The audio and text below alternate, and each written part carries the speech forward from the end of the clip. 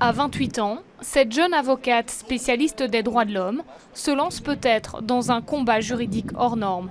Elle veut encourager les milliers de personnes exclues du chômage à introduire des recours en justice. L'idée n'est pas vraiment de jouer le Robin des Bois, mais c'est plus de proposer aux gens d'introduire un recours contre une décision d'exclusion des allocations de chômage, puisqu'il y a des éléments juridiques qui peuvent être invoqués et que beaucoup de gens ne se rendent pas compte qu'en fait leurs droits fondamentaux sont bafoués par cette décision. Une décision qui serait même illégale, selon Catherine Forget.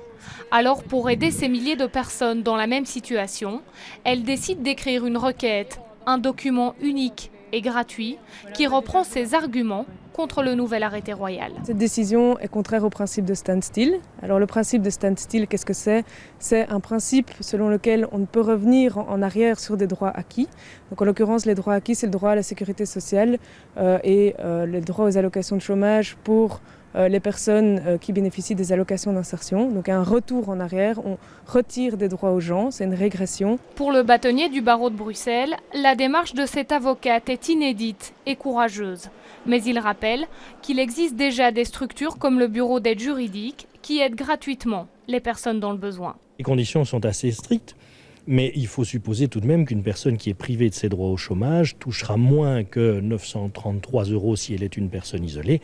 Et donc, elle aura droit automatiquement à l'aide juridique, quelle que soit la nature de sa demande. Une dizaine d'avocats seraient prêts, comme Catherine, à encadrer gratuitement les personnes exclues du chômage. Des plaignants qui ont 3 mois pour contester la décision d'exclusion. Hors de ces délais, les avocats n'ont aucun moyen d'action.